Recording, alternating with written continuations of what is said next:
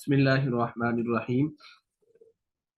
मवाद से मुतालिक हमारी बात चल रही थी कि किस जगह किस तरह का मवाद होना चाहिए। तो उसके बारे में इंशाल्लाह आज हमारी मवाद से मुतालिक फाइनल क्लास होगी। मवाद से मुतालिक ये बात जहन में रखिए,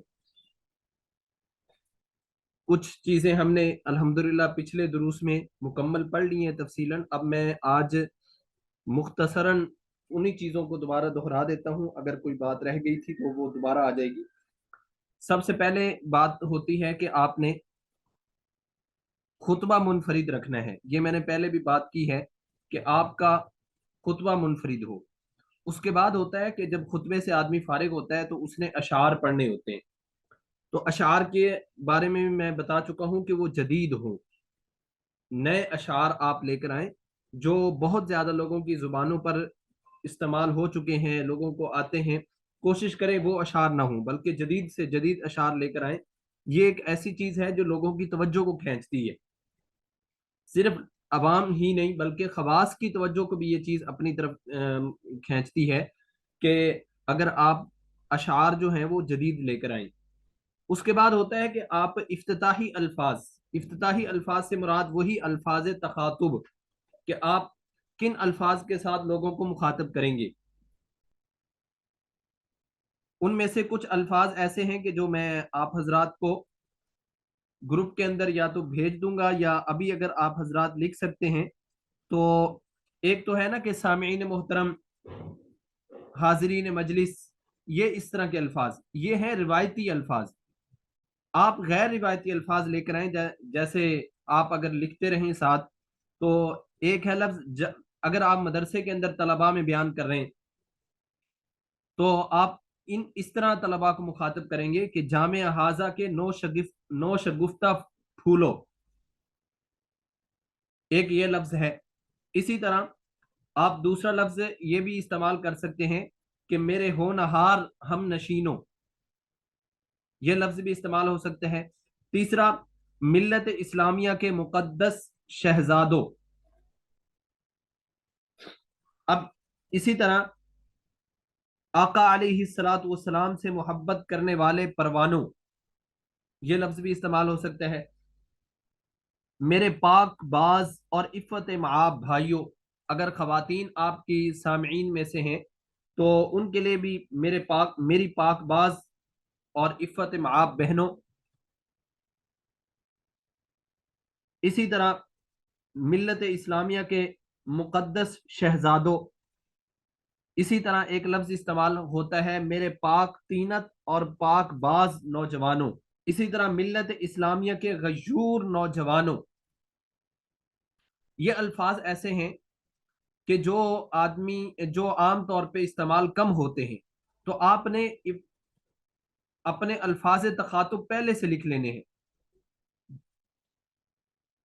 गुफ्तगू के दौरान आप कोशिश करें उन अल्फाज तखातुब को दरमियान में लेकर जरूर आए। यानी मिसाल के तौर पर हमने अपनी तकरीर को 4 हिस्सों में तकसीम किया है। ये दरमियान में हम अल्फाज हमने बोलने हैं लोगों को अपनी तरफ मुतवज्जे करने के लिए। तो उसके लिए हम ये अल्फाज तखातुब इस तरह के लेकर आएंगे कि जो गैर रस्मी हो। ये भी चीज ऐसी होती है कि जो मजमे को अपनी तरफ खींचती है।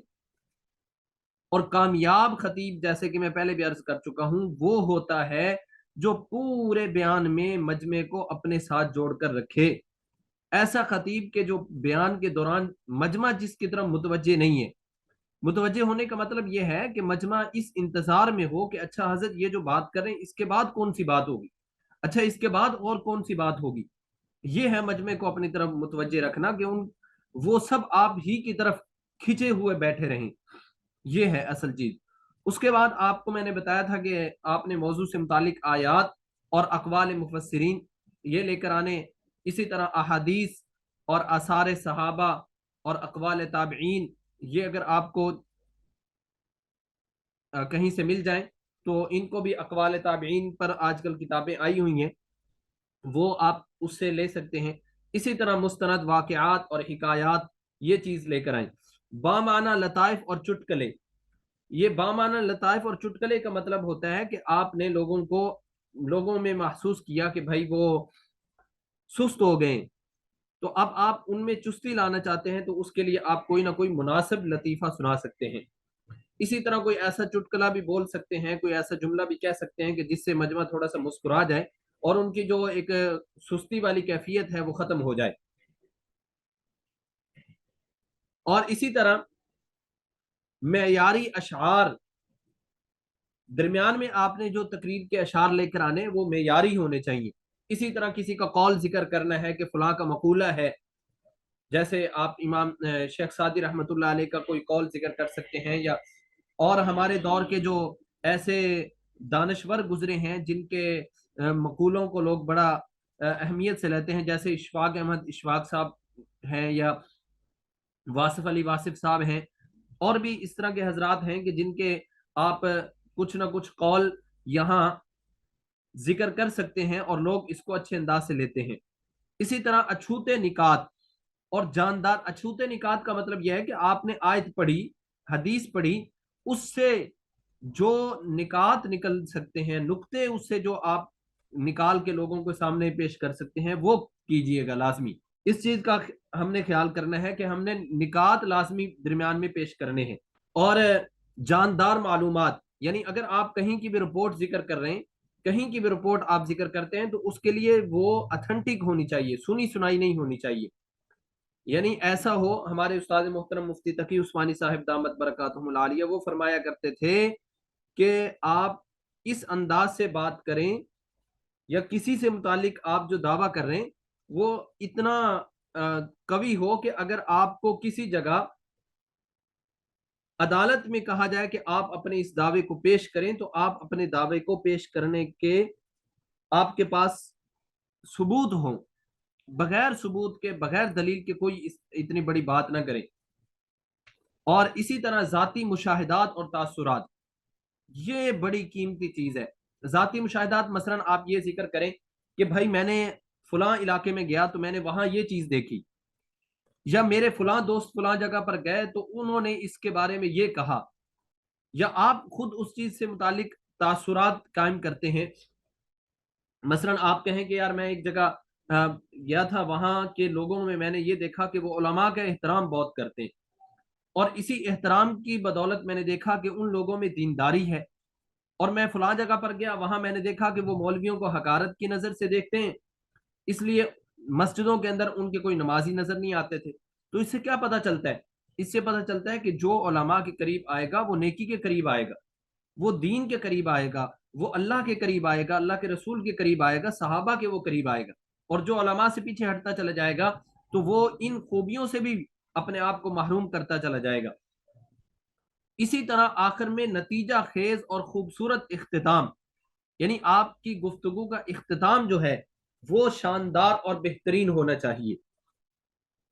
آپ کی گفتگو ایسی جگہ پر ختم ہونی چاہیے کہ بعد میں لوگ کہیں کہ یار اگر مولانا صاحب کچھ اور بات بھی کرتے تو کیا ہی اچھا ہوتا, یہ انداز ہونا چاہیے. اسی طرح وہ آپ کا اختتام جو ہے وہ کسی نتیجے پر مبنی ہونا چاہیے. ایسا نہ ہو کہ آپ نے درمیان سے بات چھوڑی, اب مجمع کو پتہ نہیں کہ مولانا صاحب کیا کہنا چاہ رہے تھے. ایسا نہیں, بلکہ آپ نے یہ کرنا ہے کہ اگر آپ کوئی واقعہ سنا رہے تھے تو اس واقعہ سے حاصل ہونے والا سبق, یا آپ کسی کے قول پر اپنا اختتام کریں, کسی واقعے پر یا کسی کے قول پر یا کسی شعر پر آپ اپنا بیان جو ہے وہ ختم کریں. اس کا یہ فائدہ ہوگا کہ لوگوں کو پتہ ہوگا کہ بھائی کہنا کیا چاہتے تھے. تو ہمارا اختتامیہ خوبصورت ہونا چاہیے, اس چیز کا ہم نے خیال کرنا ہے. اسی طرح اب اگر آپ نے, جب یہ تو تھی وہ ساری چیزیں کہ جو آپ نے تقریر کے دوران آپ کو ضرورت پڑتی ہے, یعنی کیا کیا چیز مواد میں ہونی چاہیے. اب یہ ہے کہ بڑا اہم سبق ہے ابھی جو میں آپ کو بتانے لگا ہوں کہ سب سے پہلے تقریر کے ہم نے 3 حصے کرنے ہیں. پہلا حصہ جس کو کہا جاتا ہے ابتدائیہ, دوسرا وسطانیہ, اور تیسرا حصہ وہ اختتامیہ ہوتا ہے. تو یہ جو ابتدائیہ ہے, ابتدائیہ اس کے لیے چند چیزیں ضروری ہیں جو آپ حضرات دیکھ رہے ہیں. سب سے پہلی بات وہی جو میں نے آپ کو ذکر کی کہ خطبہ ہو اور وہ منفرد ہو اور پرشکو ہو. پرشکو ہونے کا مطلب کہ جو لوگوں کی توجہ کو کھینچنے والا ہو, سننے میں بھی اچھا لگتا ہو. اس کے بعد آیات ہیں, اور آیات کی آیات اس کے بعد تلاوت ہے، تلاوت کے اندر آیات کی بھی تلاوت ہے اور احادیث کی بھی تلاوت ہے. اور یاد رکھیں جو بھی حدیث ہم نے تلاوت کرنی ہوگی اس کے اعراب پہلے سے ہم اچھی طرح دیکھ کر جائیں. ایسا نہ ہو کہ ہم وہاں جو آیت تلاوت کریں تو اس کے اعرابی اعتبار سے اتنی غلطیاں ہوں کہ لوگ ہمارے وہیں سے علمی سطح کا اندازہ لگا لیں اور جو اہل علم ہے وہ اسی وقت ہی ہمیں اپنے نظروں سے گرا دیں. تو ایسا نہیں کرنا. جہاں جو بھی حدیث آپ نے پڑھنی ہے اس کا آپ کو اعراب اچھی طرح پتا ہو کہ یہاں میں نے زبر پڑھنی ہے، فتح پڑھنا ہے، کسرہ پڑھنا ہے، کیا کس انداز سے میں نے اس لفظ کو ادا کرنا ہے. اور اس کے بعد اشعار ہوں اور الفاظ تخاطب، جو میں نے پہلے آپ سے باتیں کی تقریباً وہی باتیں آ رہی ہیں، یعنی وہ غیر رسمی ہو، غیر روایتی ہوں.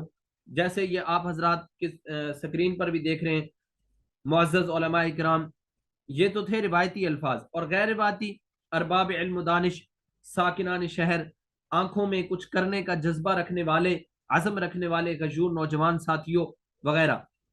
اس کے بعد ہوتا ہے تمہید، پانچویں چیز کہ آپ نے بات کو شروع کس طرح کرنا ہے، آپ کہنا کیا چاہتے ہیں. تو آپ کی تمہید یہ پہلا تاثر ہوتا ہے سامعین کے لیے. اور تمہید کا مطلب کہ آپ نے اس کے بعد جو گفتگو کرنی ہے اس کے لیے آپ نے یہاں زمین ہموار کرنی ہے. یعنی آپ جو لوگوں کو سمجھانا چاہتے ہیں اس سے پہلے آپ ایک ایسی بات کریں کہ لوگ متوجہ ہو جائیں، اور جو آپ کی مقصودی بات ہے جب وہ آپ پیش کرنے لگیں تو لوگ مکمل طور پر بات کو سمجھنے کے قابل ہو چکے ہوں. یہ مطلب ہے تمہید کا. اور وہ ادبی بھی ہو سکتی ہے، منطقی بھی ہو سکتی ہے. یعنی آپ کہیں کہ دیکھو دنیا کے اندر اگر یہ ہوگا تو پھر یہ ہوگا، جب یہ ہوگا تو لازمی بات ہے پھر اس کا نتیجہ یہ ہے. اگر برائی پھیلے گی تو معاشرے کے اندر حالات بگڑیں گے، معاشرہ اس اس پر اس کے لازمی اثرات ہوں گے. جب اس پر اثرات ہوں گے تو ہمارے اندر نیکی کا جذبہ کم ہو جائے گا، ہمارے اندر بہت ساری برائیاں جنم لیں گی. اور ادبی اعتبار سے بھی آپ کوئی نہ کوئی انداز اپنا سکتے ہیں. تمہید کا مطلب یہ ہے کہ مثال کے طور پر میں نے ذکر کیا کہ میں مثلا علماء کی فضیلت پر بات کرنا چاہ رہا ہوں، تو اب میں یوں کہوں گا کہ دیکھو اللہ تعالیٰ نے انسان کو اس دنیا کے اندر بھیجا اپنی عبادت کے لیے. اور سب سے پہلے انسان کی طرف جو اللہ کے احکام متوجہ ہوتے ہیں وہ پانچ ہیں.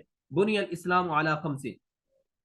اب ان پانچ ارکان جو اسلام کے انسان کی طرف متوجہ ہوتے ہیں، اب متوجہ ہونے والے یہ جو پانچ ارکان ہیں ان کے بارے میں تفصیلی علم ہمیں کیسے ہوگا. اللہ نے نماز کا حکم دیا، اب نماز پڑھنی کیسے ہے، کون سی نماز کی کتنی رکعات ہیں، کس انداز سے نماز پڑھنی ہے. نماز میں اگر ہم سے کوئی ایسا کام، کون سا ایسا کام ہو جائے جس سے نماز ٹوٹ جاتی ہے، کون سا ایسا کام ہو جائے جس سے نماز پر فرق نہیں پڑتا، نماز کے لیے کیا شرائط ہیں. تو اب آپ کہیں کہ یہ ساری چیزیں آپ کو ملیں گی علم کے حاصل کرنے سے. اور علم ملتا ہے علماء سے، اور علماء سے علم تب ملتا ہے جب علماء کی دل میں عظمت ہوگی، جب علماء کی محبت دل میں ہوگی تب ہم ان سے کچھ نہ کچھ حاصل کر سکیں گے. کیوں کہ یہ دین اسلام حاصل ہی اس کو ہوتا ہے، عمل کرنے کی توفیق ملتی ہی اسی کو ہے دین کے احکامات پر جس نے اس کو ادب کے ساتھ حاصل کیا ہو، عظمت کے ساتھ حاصل کیا ہو. اور جتنا عظیم علم ہوتا ہے جس سے حاصل کیا جا رہا ہوتا ہے وہ بھی اسی علم کی وجہ سے عظیم بن چکا ہوتا ہے. تو اس انداز سے آپ تمہید باندھیں گے اور لوگوں کو علماء کی فضیلت کی طرف لے کر آئیں گے. اس کے بعد دوسری چیز ہے تقریر کا وسطانیہ. تو اس کے اندر وہی تقریباً 7 چیزیں آ جائیں گی تقریر کے وسطانیے میں. یعنی یہ آپ کو وہ طریقہ بتا رہا ہوں کہ اگر آپ نے کہیں تقریر خود سے تیار کرنی ہے تو اس میں کیا کیا چیز ہونی چاہیے، ابتدا میں کیا ہوتا ہے، درمیان میں کیا ہوتا ہے اور اختتام میں کیا، یہ وہ میں آپ کو بتا رہا ہوں. درمیان میں آپ نے قرآن پاک کی آیات کی تشریح، اس کی مناسب آیات کو پیش کرنا، یعنی ایسی آیات جو پہلی آیت آپ نے پیش کی ہے اسی کی وضاحت کے لیے ہو. اور دوسرا یہ ہے کہ آپ نے سنعت تکرار مفیدہ، یہ سنعت منظر کشی کے ساتھ آیات کی تفسیر ذکر کرنی ہے. सुनात तकरार का मतलब यह है कि मिसाल के तौर पर आप कहें कि हुजूर सल्लल्लाहु अलैहि वसल्लम से हजरत अबू बकर ने इल्म हासिल किया, हुजूर सल्लल्लाहु अलैहि वसल्लम से हजरत उमर ने इल्म हासिल किया, हुजूर सल्लल्लाहु अलैहि वसल्लम से हजरत उस्मान ने इल्म हासिल किया, हुजूर सल्लल्लाहु अलैहि वसल्लम से हजरत अली ने इल्म हासिल किया, हुजूर सल्लल्लाहु अलैहि वसल्लम से, अब यूं आप नाम गिनवाते जाएं। ये है सुन्नत तकरार। ये यूं कह लें कि जब हजरत अबू बकर में इल्म आया तो आप सिद्दीक अकबर बन गए, हजरत उमर में इल्म आया तो आप फारूक आजम बन गए, हजरत उस्मान में इल्म आया तो आप जुन्नुरैन बन गए, हजरत अलीजुल मुर्तजा में इल्म आया तो आप हैदर कर्रार बन गए, हजरत मुआविया रज़ी अल्लाह तआला अन्हु में इल्म आया आप सियासत के इमाम बन गए, हजरत अब्दुल्ला बिन मसऊद में इल्म आया आप फकीहुल उम्मत बन गए, हजरत अब्दुल्ला बिन अब्बास में इल्म आया तो आप मुफस्सिर कुरान बन गए। इसी तरह ये है सुन्नत तकरार कि आप नाम लेते जाएं और वो बात जिक्र करते जाएं। ये है सुन्नत तकरार। यह सुन्नत मंजर कशी। मंजर कशी का मतलब यह है कि जब आप गुफ्तगू कर रहे हो तो आप अगर कोई वाकया जिक्र कर रहे हैं तो उसकी पूरी मंजर कशी इस अंदाज से करें कि सामने वाले अपने आप को गोया के उसी जगह समझे। मिसाल के तौर पर आप कहना चाह रहे हैं कि हजरत उमर रजी अल्लाह तआला अन्हु का मौजज़ा था कि आप मदीना में खुतबा इरशाद फरमा रहे हैं और उधर आपने एक लश्कर भेजा हुआ है कई सौ मील दूर, जिसके कमांडर हजरत सारिया वो है, और आप यहाँ खुतबे का जुमे का खुतबा इरशाद फरमा रहे हैं। उधर अल्लाह रब्बुल इज्जत आपके सामने वो सारा मंजर ले आता है।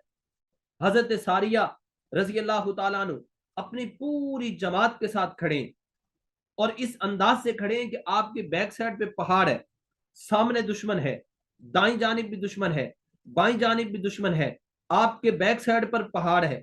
आपने ये समझा कि हम महफूज जगह पर हैं, चूंकि हमारी ओट में पहाड़ है, हम इस साइड से अपने आप को सेफ समझेंगे, महफूज समझेंगे। लेकिन दुश्मन की चाल थी कि वो उस पहाड़ी की तरफ से भी हमला आवर होने लगा था। अब अल्लाह ने इन सहाबा की मदद करनी थी, अब अल्लाह ने उन सहाबा को उन दुश्मन की चाल से बचाना था। अब आप ये इस अंदाज से, ये मैं एक आपको फौरी तौर पे जो मेरे जहन में मिसाल आ रही है वो आपके सामने जिक्र कर रहा हूँ, को पहले से तैयारी करके आपके सामने नहीं। तो आपने मंजर कशी इस अंदाज से करनी है कि गोया कि आप पूरे मजमे को उस जगह पर ले गए हैं। और मंजर कशी में आप देखें मौलाना तारक जमील साहिब दामत बरकातहुम बहुत कमाल करते हैं। मंजर कशी ऐसे शानदार अंदाज से बताते हैं ना, जैसे वो जन्नत का जब तस्करा करते हैं तो यूं लगता है कि हजरत बिल्कुल अंदर जाके तफसीली मुआयना करके आए हैं और वो हमें एक एक चीज बता रहे हैं। इसी तरह जब वो जहन्नम का वो करते हैं तो यूं लगता है भी अल्लाह पाक ने इनको दिखाई है। और वो एक दफा मौलाना तारक जमील साहब का मैंने बयान सुना भी था, वो फरमा रहे थे कि मैंने ख्वाब में जहन्नम का मंजर सारा देखा है, अल्लाह पाक ने मुझे दिखाया है सारा जहन्नम का मंजर। तो वो इस अंदाज से मंजर कशी करते हैं कि इंसान समझता है कि यार वाकईतन गोया कि हम वहीं पहुंचे हुए। और आप ये देखें, ये जो शिया लोगों के जो जाकिर हैं, अब ये तो जो जाकिर हैं उनके तो उन बड़े अपने उलमा भी उनको अच्छा नहीं समझते, वो कहते हैं ये कारोबारी लोग होते हैं। अब वो जाकिर क्या करते हैं, जो लोगों को वो रुला रहे होते हैं ना, वो एक मंजर कशी कर रहे होते हैं कि हजरत हुसैन यहाँ खड़े हैं और आपके साहबजादा यूं साथ खड़े हैं, इधर से तीर आया, दुश्मन यहाँ है और तीर इधर से आकर लगा, यहाँ तीर लगा और यूं नीचे गिरे और उन्होंने यूं अपने हाथ की टेक लगाई और इस तरीके से अपनी बहन को संभाला, अपने भाई को संभाला, यूं बैठे। यानी मंजर कशी ऐसे कमाल तरीके से वो पेश करते हैं कि पूरा मजमा उनकी बातों में आके धाड़े मार मार के रोने लग जाता है। तो आपने भी दरमियान में अगर अपनी तकरीर को जानदार बनाना है तो उसके लिए बेहतरीन आपको मंजर कशी करना आनी चाहिए। और ये आती है प्रैक्टिस से, आप बार बार कोशिश करें। और ये आप उस वक्त आप में बात आएगी कि जब आप लोगों को इस तरह के वाकयात सुनाएं तो, और कोशिश ये करें वाकया सुनाते हुए कि गोया कि आप अपनी आंखों से देख देख के बात सुना रहे हैं, या आपने पहले से सारा मंजर देखा था अब वो आप सामीन को बता रहे हैं। یہ انداز ہونا چاہیے. تو جب یہ آدمی انداز اپناتا ہے اس وقت یہ منظر کشی کا بہترین طریقہ بن جاتا ہے اور منظر کشی بہت اچھے انداز سے ہو جاتی ہے. تو ہم نے ایک تو یہ کام کرنا ہے. اس کے بعد آپ نے احادیث لے کر آنی ہے، لیکن رابطے کی کڑی ضرور ہونی چاہیے، یعنی ایسے درمیان میں الفاظ ہوں کہ جو رابطے کی کڑی کا کام دے سکے.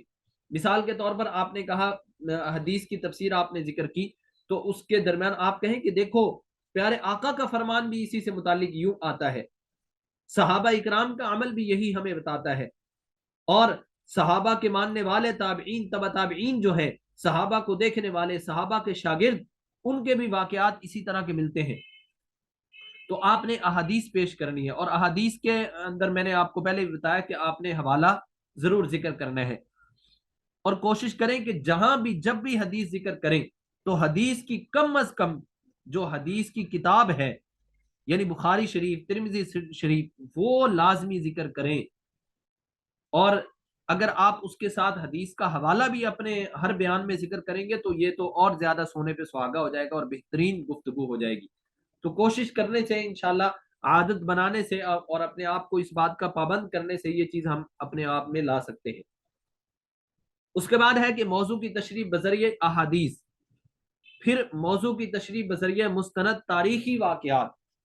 تاریخی واقعات کے اندر بھی بہت ساری ایسی چیزیں ہوتی ہیں کہ جو حقیقت کے خلاف ہوتی ہے. تو تاریخی کتابوں میں کوئی ایسا واقعہ جس میں آپ کا بھی دل اس کو تسلیم نہ کر رہا ہو تو ایسی بات کو آپ مجمع میں شیئر مت کریں، مجمع میں بیان نہ کریں. اسی طرح آپ موضوع کی تشریح میں آپ اشعار بھی لے کر آئیں. اشعار میں آپ کلیات اقبال یا اکبر آبادی رحمہ اللہ، یعنی ایسے شعراء کا تذکرہ کریں یا ایسے شعراء کے اشعار لے کر آئیں کہ جن کو لوگ اچھا سمجھتے ہیں، اور وہ شعراء جو سنجیدہ قسم کے تھے.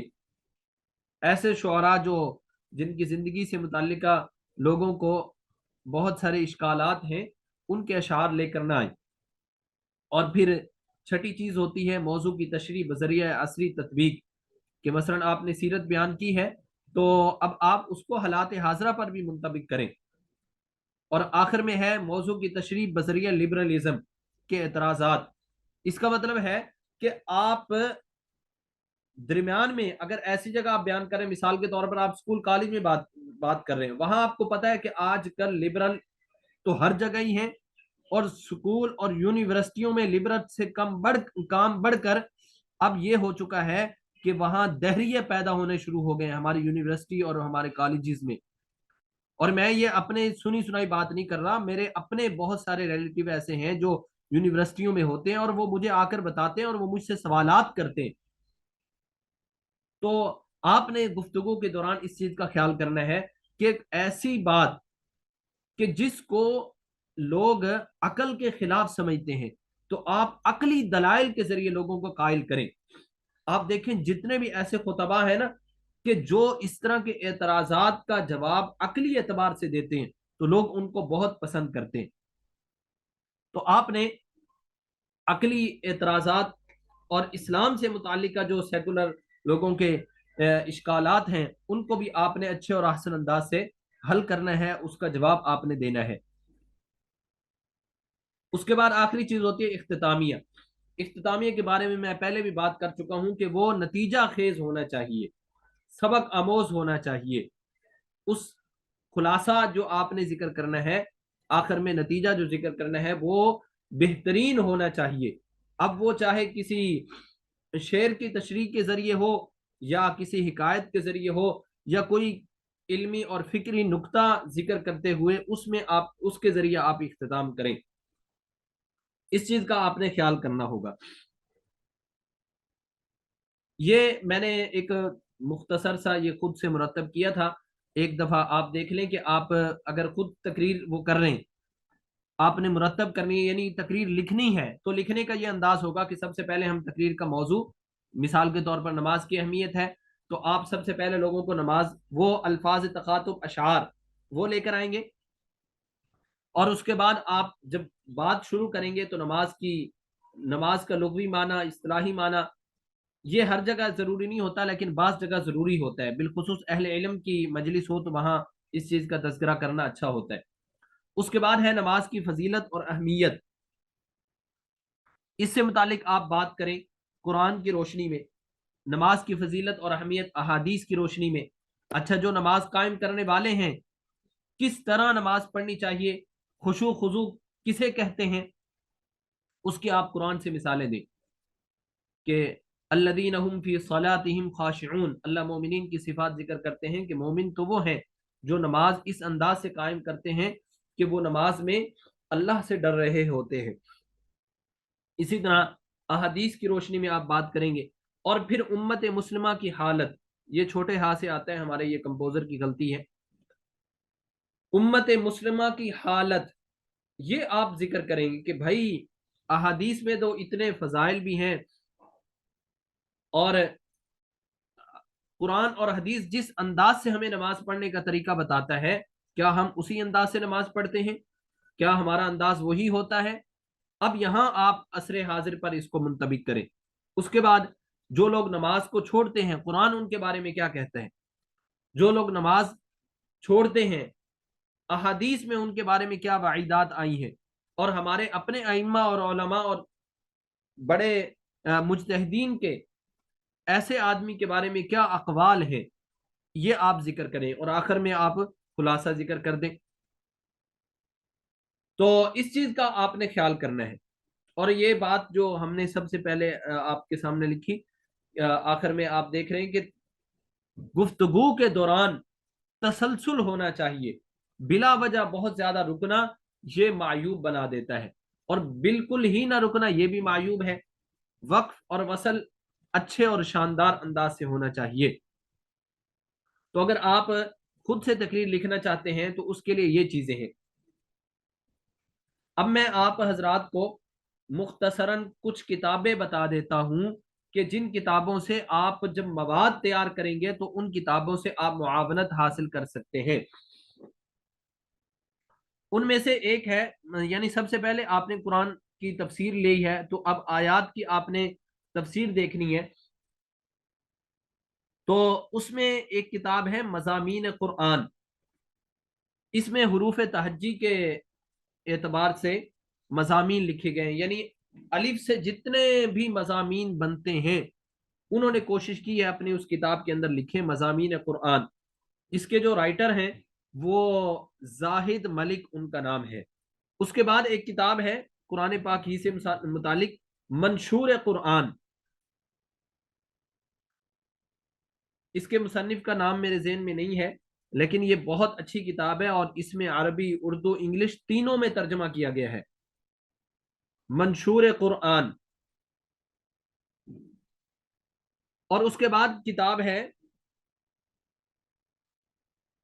القرآن العزیز، یہ مولانا احمد علی لاہوری صاحب رحمۃ اللہ علیہ کی ہے، انہوں نے بھی، یہ در حقیقت ان کی ایک تفسیر ہے، اور اس کے شروع میں انہوں نے قرآن پاک کے جتنے بھی مضامین تھے ان کو جمع کیا اور ان پر آیات لے کر آئے۔ مثال کے طور پر توحید، اس پر جتنی بھی آیات قرآن میں تھی ان کو ایک جگہ اکٹھا کر دیا، ترجمہ اور آگے آیت، ترجمہ اور آگے آیت۔ اسی طرح اب یہ جو تھی القرآن العزیز مولانا احمد علی لاہوری صاحب رحمۃ اللہ علیہ کی، تو اس میں تقریباً 150 مضامین ہیں، لیکن اب اس پر الحمدللہ ایک شور کوٹ ضلع جھنگ، وہاں کے ایک مولانا صاحب ہیں، جامعہ عثمانیہ مدرسہ ہے، وہاں کے استاذ الحدیث شیخ الحدیث ہیں، تو انہوں نے اس پر کام کیا، اور تلخیص مضامین قرآن، تلخیص مضامین قرآن، یہ القرآن العزیز پر انہوں نے کام کر کے تقریباً 400 مضامین انہوں نے اس میں ذکر کیے، 400 مضامین اکٹھے کیے، تو اس سے آپ وہ مدد لے۔ اب اس کے بعد دوسری چیز ہوتی ہے کہ آپ نے تفسیر ذکر کر لی، تفسیر آ گئی آپ کے سامنے، اب آپ نے احادیث لے کر آنی ہے، تو احادیث کی تو ساری ہمارے پاس کتابیں موجود ہیں، لیکن ان میں سے احادیث لانے میں جو اردو کی کتابیں ہیں وہ فضائل اعمال جو ہماری یہ تبلیغی جماعت والے پڑھتے ہیں، اس کے اندر بہت شاندار ایسی حدیثیں ہیں جو اعمال پر لوگوں کو لے کر آتی ہیں۔ اسی طرح ریاض الصالحین کتاب ہے، ریاض الصالحین، یہ ہمارے مدارس میں نصاب میں بھی پڑھائی جاتی ہے، اس میں بھی بہت ہی اچھا انداز اپنایا گیا ہے۔ اسی طرح قصص القرآن مولانا حفظ الرحمان سوہاروی صاحب کی ہے، قصص القرآن، یہ بھی بہت شاندار ہے۔ اب اس کے بعد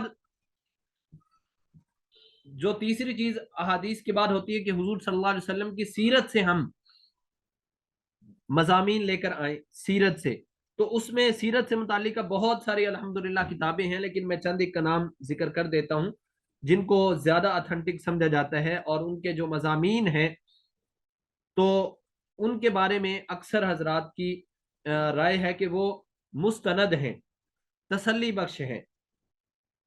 ان میں سے سر فہرست تو ہے سیرت مصطفیٰ مولانا ادریس کاندھلوی صاحب رحمۃ اللہ علیہ کی۔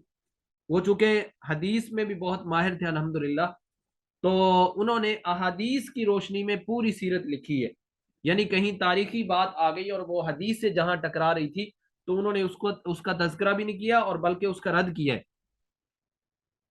اسی طرح سیرت النبی، یہ مولانا شبلی نعمانی رحمۃ اللہ علیہ کی تھی، تو حضرت سے اپنی زندگی میں مکمل نہ ہو سکی، تو پھر اس کے بعد مولانا سلمان ندوی صاحب رحمۃ اللہ علیہ نے اس کو مکمل کیا۔ اسی طرح سیرت پر کتاب ہے سیرت محمد،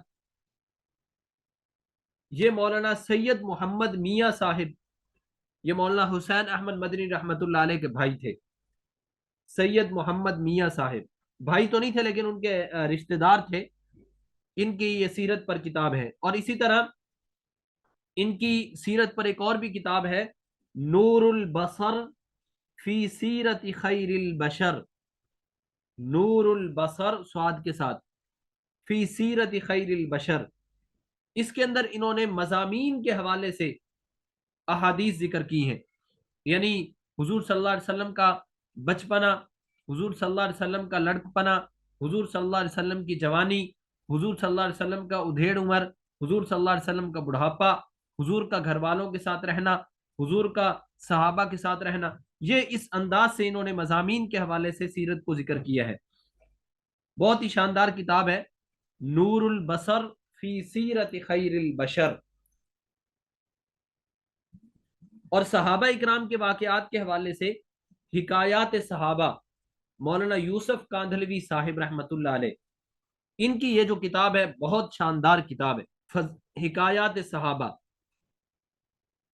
اس کے اندر انہوں نے 12 باب باندھے اور ہر ایک کے اندر صحابہ کی مکمل زندگی، مثلا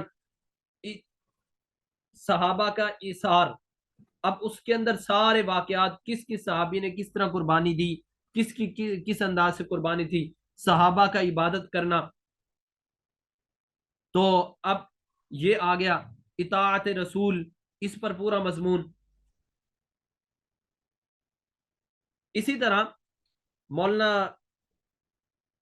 اشرف علی تھانوی صاحب رحمۃ اللہ علیہ کی کتاب ہے جزاء الاعمال، اس میں حضرت نے دنیا کے اندر جو ہم گناہ کرتے ہیں اس کے اس دنیا میں رہتے ہوئے کیا ہمیں عذاب آ سکتے ہیں، یا کیا کون کون سی تکلیفیں ہم سہتے ہیں ان کی وجہ سے، یا جو نیکی کا کرتے ہیں، نیکی جو ہم کرتے ہیں اس کا کیا کیا دنیاوی اعتبار سے ہمیں فائدہ پہنچتا ہے، یہ جزاء الاعمال مولانا اشرف علی تھانوی صاحب رحمۃ اللہ علیہ کی ایک رسالہ ہے، اس میں انہوں نے یہ ساری ذکر کی ہے۔ اسی طرح تاریخ کے حوالے سے اگر آپ نے تاریخی دیکھیں، تاریخ کا حوالہ بھی بہت، تاریخ کا مطالعہ بہت زیادہ ضروری ہے خطیب کے لیے کہ وہ اپنی تاریخ سے بھی واقف ہو، تو اس میں تاریخ دعوت و عزیمت مولانا علی میاں صاحب کی بہت شاندار کتاب ہے، تاریخ دعوت و عزیمت، تقریباً 8 جلدوں پر مشتمل یہ کتاب ہے، بہت شاندار۔ اسی طرح تاریخ احرار مولانا غلام نبی جانباز صاحب کی ہے، یہ بھی بہت اچھی ہے تاریخ کے حوالے سے۔ اسی طرح علماء ہند کا شاندار ماضی، مولانا سید محمد میاں صاحب اس کے رائٹر ہیں. یہ چار دو تین کتابیں میں نے آپ کو لکھوا دی یہ اس سے متعلق تاریخ سے متعلق. تو آپ لوگوں نے اسی طرح جو ہمارے موجودہ زمانے میں خطبات چل رہی ہیں تو ان خطبات کے اندر آپ نے اگر واقعات زیادہ لینے ہیں یعنی ایک موضوع سے متعلق کا واقعات تو اس پر مستقل واقعات کی کتابیں بھی ہمارے اکثر حضرات کی چھپ چکی ہیں. مفتی تقی عثمانی صاحب کی, مفتی عبدالرؤف سکھروی صاحب کی, مولانا اشرف علی تھانوی صاحب رحمۃ اللہ علیہ کی, اور بھی تقریباً حضرات کی واقعات والی الگ الگ کتابیں چھپ گئی ہیں. بہت عمدہ اور اچھے انداز سے انہوں نے اس میں واقعات کو مرتب کیا موضوع کے اعتبار سے. اور مولانا پیر ذوالفقار نقشبندی صاحب دامت برکاتہ ان کی جو خطبات فقیر ہے تقریباً 47 جلدیں ہیں اس کی. شاید ہمارے اس صدی کے یہ پہلے ایسے بزرگ ہوں گے, میں اپنی معلومات کے حد تک بات کر رہا ہوں کہ جن کی خطبات اتنی جلدوں میں چھپی ہے, 47 جلدیں. اور ابھی بھی الحمدللہ اس پر کام ہو رہا ہے اور حضرت کے بیانات ان کو مرتب کیا جا رہا ہے. تو ان سے آپ واقعات لیں, لیکن یاد رکھیں کہ اس میں کچھ احادیث ایسی ہیں جو موضوع ہیں اور کچھ احادیث انتہائی ضعیف ہیں. ضعیف حدیث تو فضائل میں چل جاتی ہے تو انہوں نے اسی چیز کو سامنے رکھتے ہوئے کچھ ایسی ضعیف حدیثیں بھی اپنی خطبات میں ذکر فرمائی ہیں. ویسے تو ہمارے بڑے ہیں, اللہ تعالیٰ ان کا سایہ خیر و عافیت کے ساتھ تادیر سلامت رکھے. ہمارے یہاں پنجاب کے بہت بڑے بزرگ ہیں, بہت اللہ پاک نے ان سے دین کا کام لیا, لیکن آخر انسان ہے تو ہم نے تو ایسی چیز کو دیکھنا ہے کہ ہم ان کی بزرگی کے بھی قائل ہر اعتبار سے. لیکن ہم ایک بات کر رہے ہیں کہ کس کی بات زیادہ اتھینٹک ہے, ہمارا مواد کہاں سے بہتر مل سکتا ہے ہمیں. تو خطبات فقیر اس سے بھی آپ استفادہ کریں, وہ بھی بہت شاندار ہے, لیکن احادیث کے بیان کرنے میں تھوڑا سا اس میں ضرور حوالے پر آپ غور کیجئے گا. باقی واقعات اس میں آپ ذکر کر سکتے ہیں, اور بہت اللہ پاک نے حضرت کے قلم میں بھی اتنا اثر رکھا ہے جتنا آپ کی زبان میں اثر ہے کہ کتاب پڑھ کر ہی انسان سمجھتا کہ یار گویا کہ میں حضرت کی مجلس میں بیٹھا ہوں اور براہ راست آپ سے بات سن رہا ہوں.